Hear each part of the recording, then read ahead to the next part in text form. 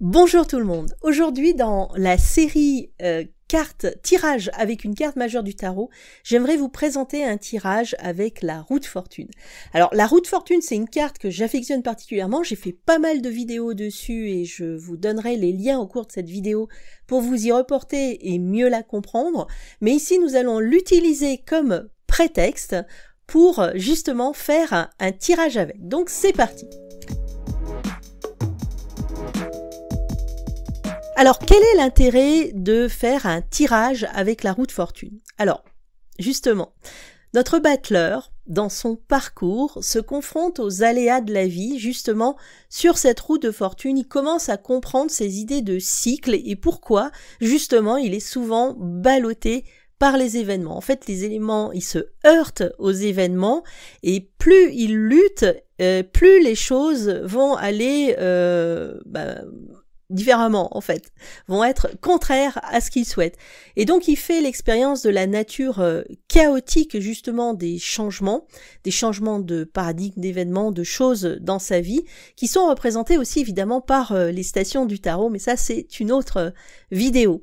Donc ça provoque en lui pas mal d'émotions, des émotions qui sont difficiles, ça crée des potentiels en excès, justement, qui fait que ça génère encore plus de résistance, et il n'arrive pas à prévoir tout cela. Bref, c'est une vraie galère. Et donc, le but de cette roue de fortune, c'est de lui faire comprendre que la vie est faite de cycles, mais que tout est cycle dans le cycle et dans le cycle, et que par conséquent, une fois qu'on a compris ça, il faut accepter de surfer sur la vague pour faire passer les choses le mieux possible, en justement ne créant pas de résistance. Donc c'est une leçon sur le lâcher-prise, mais surtout sur l'acceptation des changements et de l'adaptation justement à ces changements, pour qu'ensuite progressivement eh bien cette roue ne soit plus contre lui, mais que lui et la roue tournent ensemble de manière uniforme ou du moins harmonieuse.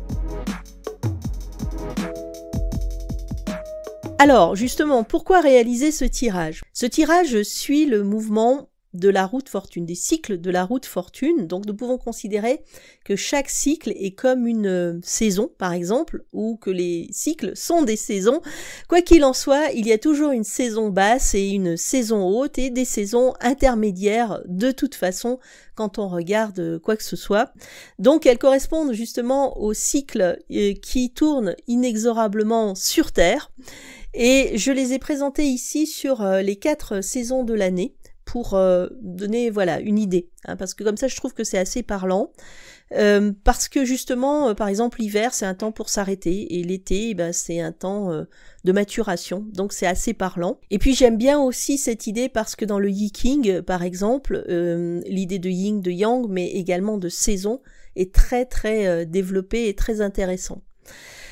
Alors, justement, ce tirage va nous permettre de mieux comprendre les cycles et de vivre en harmonie avec ces cycles pour en tirer justement une grande sagesse.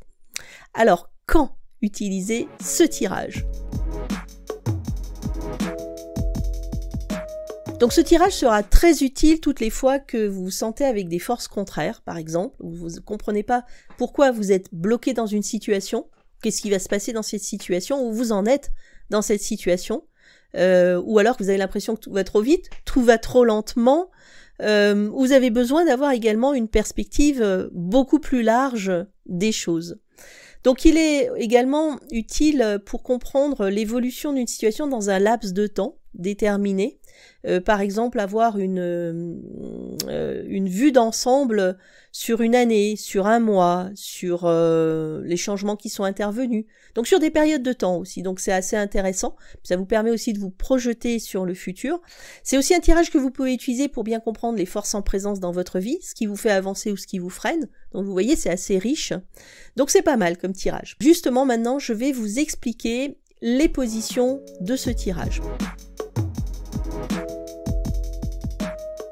Alors tout d'abord, je propose une carte au centre de la roue qui est pour moi le moi.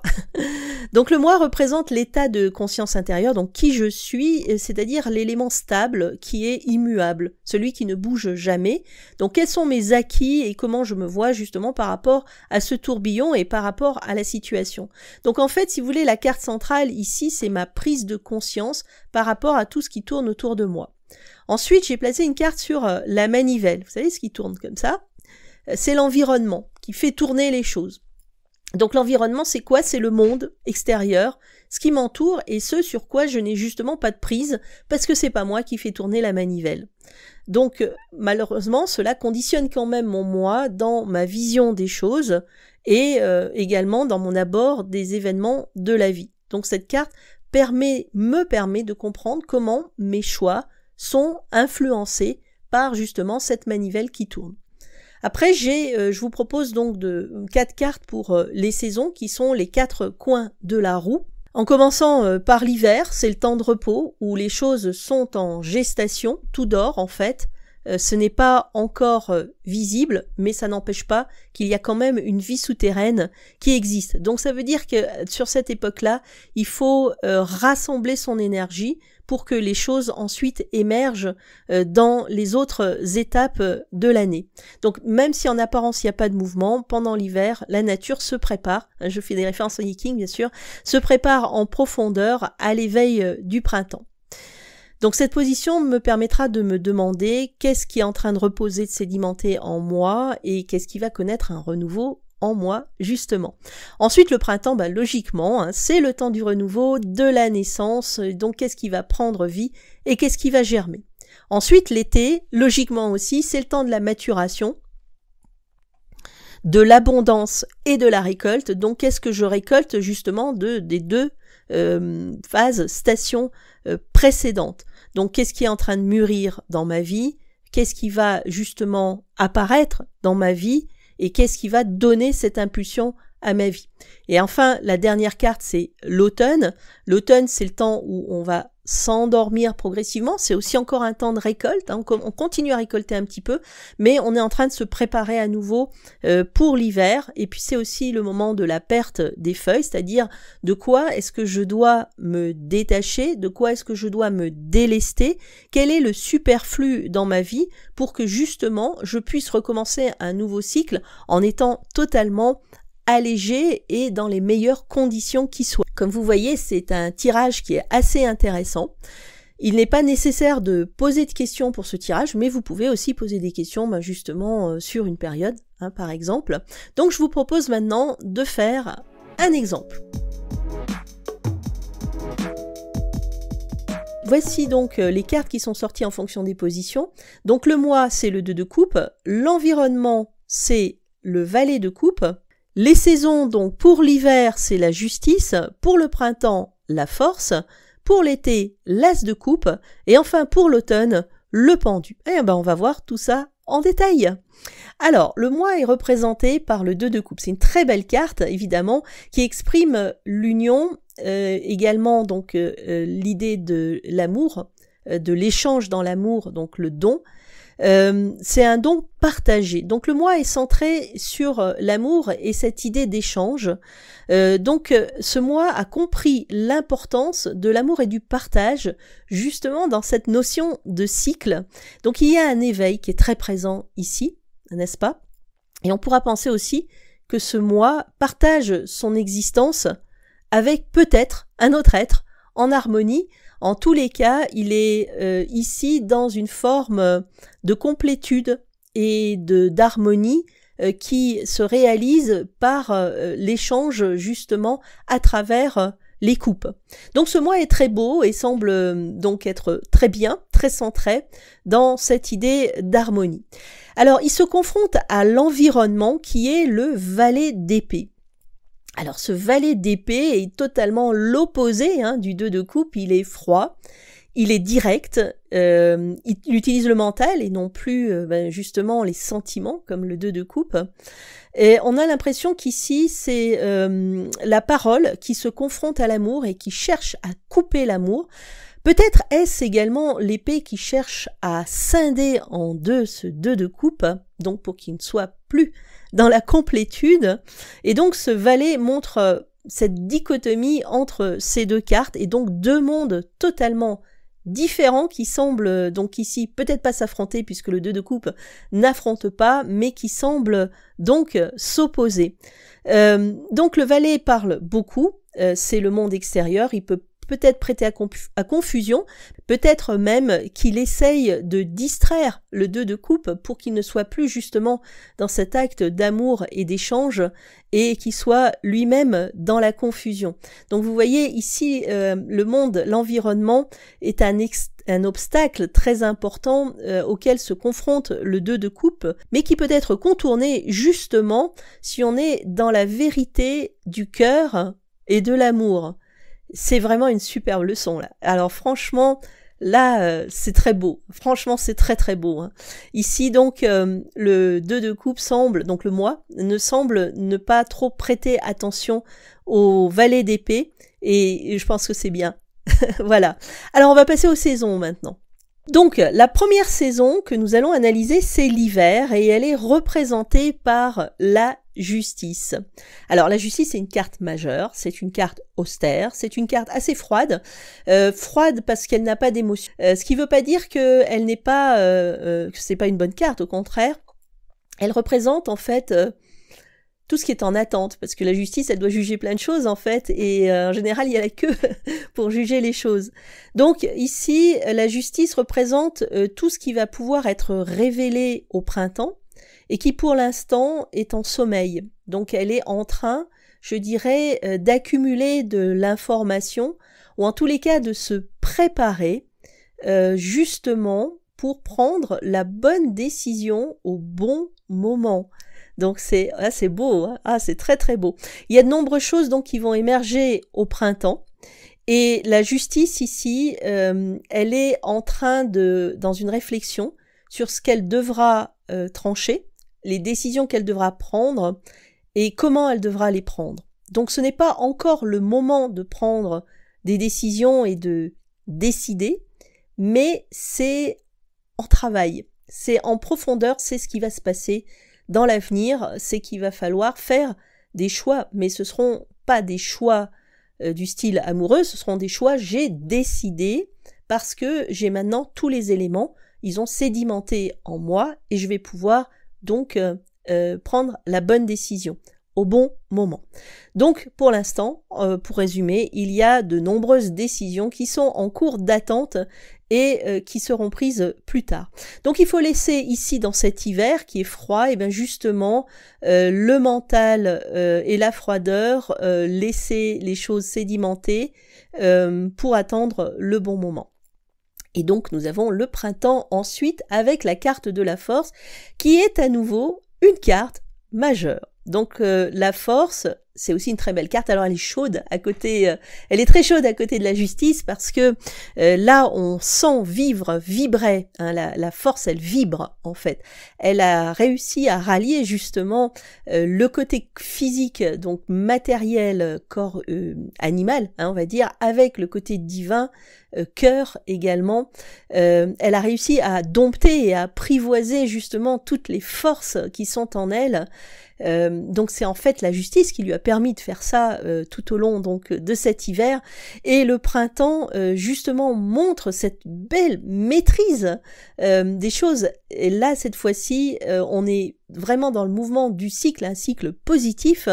Il n'y a pas une idée d'effort, mais plutôt de flux, de choses qui coulent, de choses qui est harmonieuse, mais également extrêmement puissante, hein, puisque il y a une énergie très très puissante, comme la sève qui monte dans l'arbre. Personne ne peut arrêter cette sève, sauf si on coupe l'arbre bien évidemment, mais personne ne peut l'arrêter.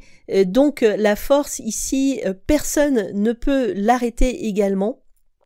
C'est le regain des profondeurs qui va créer un renouveau extraordinaire au printemps.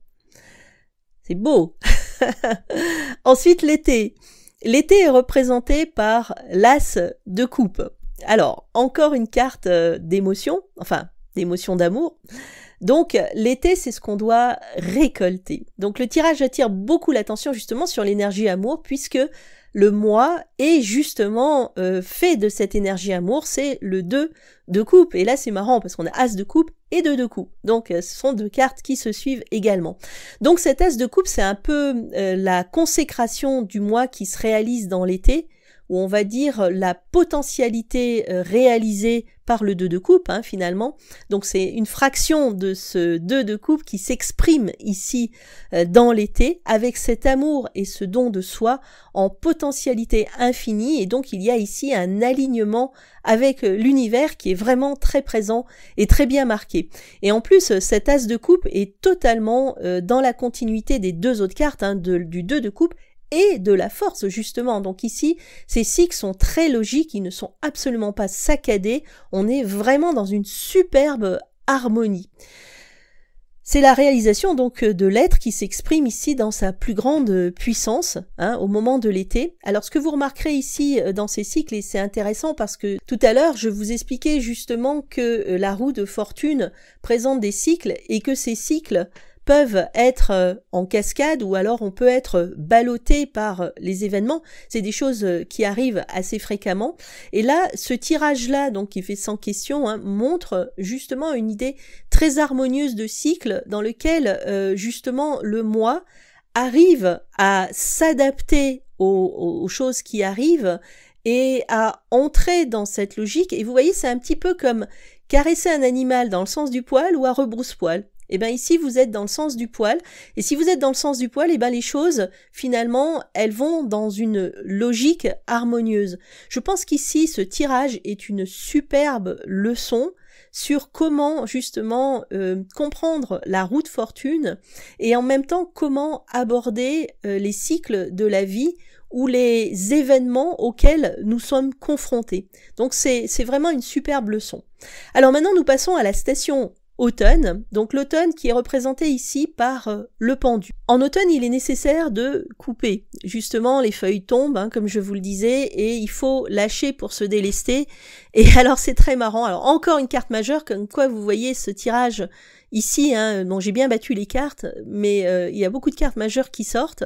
Elles sont vraiment importantes parce que elles montrent des choses, des événements très liés au destin, hein, ici.